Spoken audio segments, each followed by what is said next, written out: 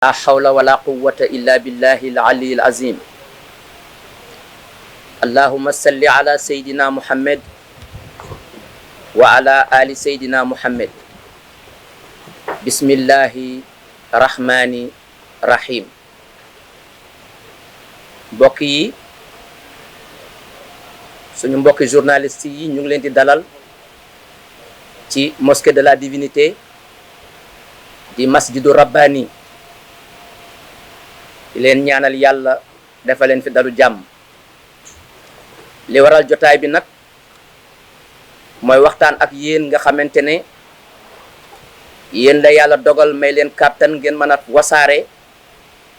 tas ay xibaar ci saa yoo xamante ne ni yegsi na ci yéen. xibaar yi nag mooy baaxe leen baaxe mbokki Sénégal mbokki Afrique ak mbokki àdduna bi yépp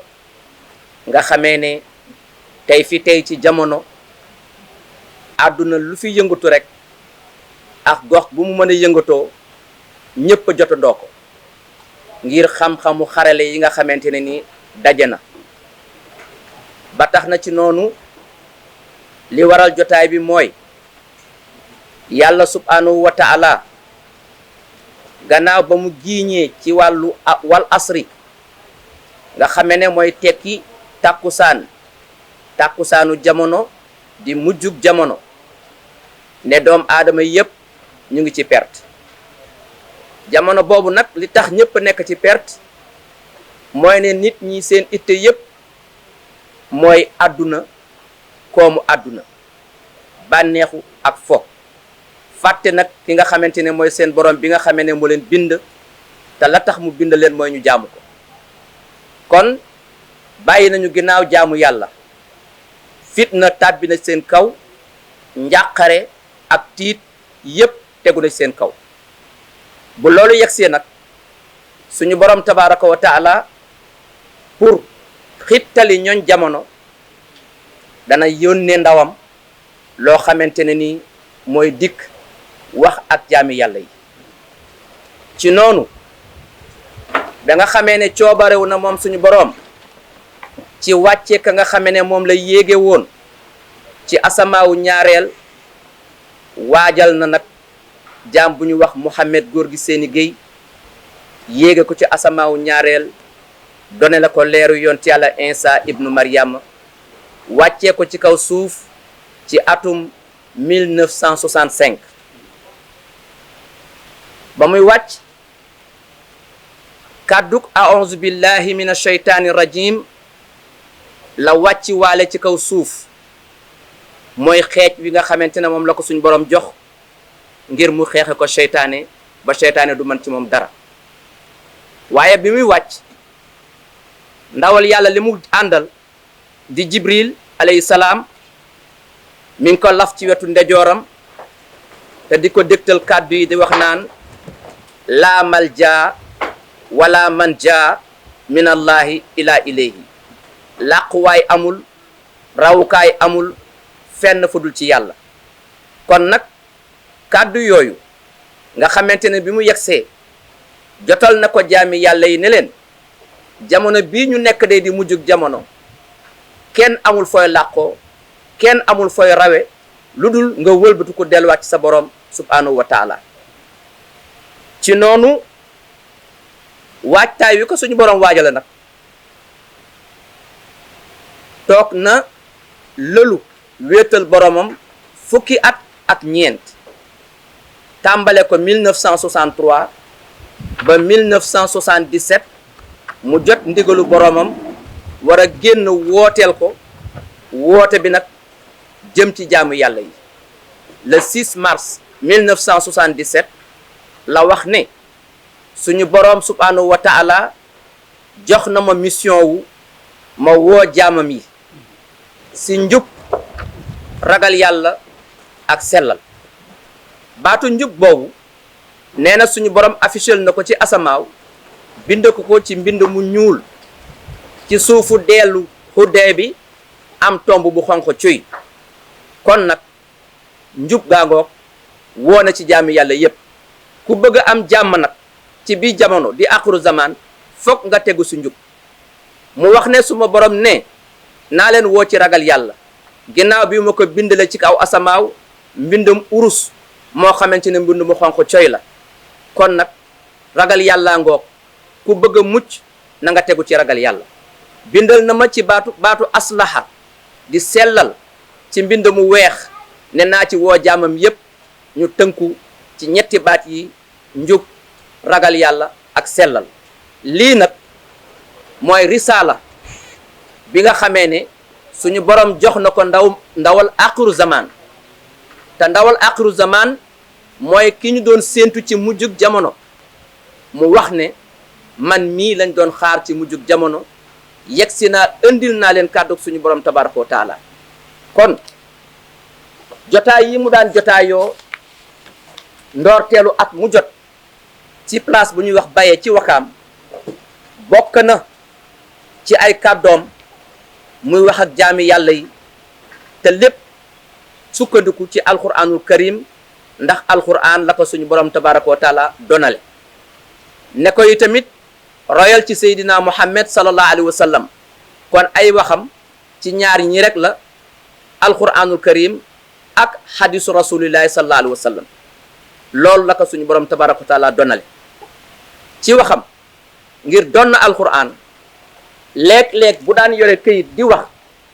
dana dellu tollu jamono boo xamee ne suñu borom tabaraka wa taala ci cadre aarif billaay bi mu doon suñu borom di ko bindal aaya alquran yi muy traversé ci kanamum muy wax ak jaami yàlla yi ngir bañ a juum ci lenn kon nag yàlla bu waajalee jaamam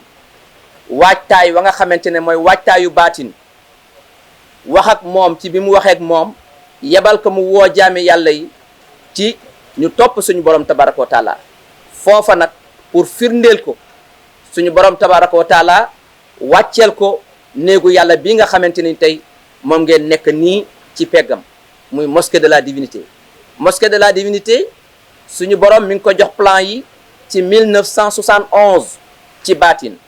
1973 ñu woo xamal ko ne ko néeg baa ngi wàcc génnal mu génn teen ci asamaaw gis maketu jumaa ji jóge ci kaw asamaaw di wàcc mu topp ko ba jumaa ji cëppeelu fii suñu borom xamal ko ne ko fii laa ko bëggee mu tàmbali liggéey bi ci ndigalu boromam 1992 le 20 mai 1997 mu inauguré néegu yàlla bi jébbal ko suñu borom tabaraka wa taala jiite na ko jullee ko ànd ak jaami yàlla yi wooteel borom bi tabaraka wa taala fanweeri at mission mat ci dunduk doom aadamaam mu bàyyi fi xalifaam bu tedd bi di Mouhamadou Nabi Guèye ak mbooloom union musulmane et culturelle Nabi Allah ñu fas yéene incha allahu taala continuer mission bi nga xamante ne ni moom la ñu bàyyeel kon nag jaami yàlla yi lii mooy li nga xamante ne nii moom moo nekkoon woote bi te ba muy tëj waxtaanam mi ngi fàttaliwaat jamono ne assalaam ala man itaba al huda assalaamu ala man itaba al huda mucc daal mi ngi ci képp koo xamante ne ni topp nga yoonu njub ba mu yeggalee nag mu ne bonne chance assalaamu aleykum wa rahmatullahi wa barakatuhu sheytaani rajim bismillahi rahmani rahim. Messieurs les journalistes, bienvenue à la mosquée de la divinité, ce lieu mystique qui renferme bien des secrets insoupçonnés. L'objet de notre rencontre est de contextualiser. L'objet de notre rencontre est de contextualiser un événement, la descente spirituelle de Mohamed Gorgui Séni Gueye en sa 27e édition. Le développement technologique et la mondialisation ont servi de catalyseur à la dépravation des mœurs. Or, On sait de l'histoire que lorsque les fléaux qui gangrènent la vie de l'homme atteignent leur paroxysme, Dieu décrète une mission qui a pour objet le sauvetage de l'humanité. Ainsi, en 1965, Mohamed Gorgui Sénégué, après avoir hérité de la lumière de Insa au deuxième ciel, descendait sur la planète Terre, accompagné par une voix qui lui disait « Point de refuge, si ce n'est le retour à Allah. La manja, wala manja, minnallahi illa ilayhi » Message qu'il avait à charge de diffuser à l'humanité. Le 6 mars 1977, il sortait d'une retraite spirituelle de 14 ans après avoir surmonté toutes les épreuves liées à la formation et la préparation par Allah de tous les élus investis d'une mission divine de dimension planétaire, annonçant à l'Assemblée « Je suis l'homme attendu à la fin des temps, investi du grade de Khalifatullah fil Ard, avec pour objectif de vous réconcilier avec Allah, le maître de l'univers. » 30 ans durant, il a tenu un discours magistral axé sur les 3 piliers jub, ragal yàlla, sellal, al-huda, taxwallah, al-aslaha, la droiture, la crainte révérentielle à Allah, la vertu, qui constituent les axes de travail de tous les élus investis d'une mission prophétique, trouvant toujours leur source pour convaincre dans le Coran sublime. Il est des moments où les textes coraniques lui sont présentés à vue d'œil pour renforcer son discours. Imperturbable dans ses prêches, point d'hésitation, persuadé de la pertinence de son discours, il a ébloui tous les érudits, islamologues du pays et de l'extérieur,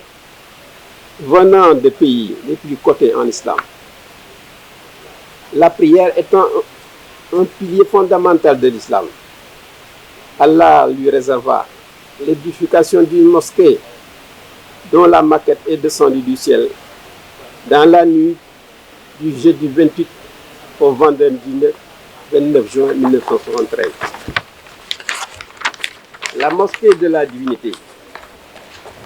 qu'il a construite à la plage de Wakam, lieu où est descendue la maquette de la mosquée. Il a lui-même inauguré le 1er octobre 1997, constitue le symbole, la véracité et la réussite de la mission que Allah, le maître de l'univers, lui a confiée. L'insécurité,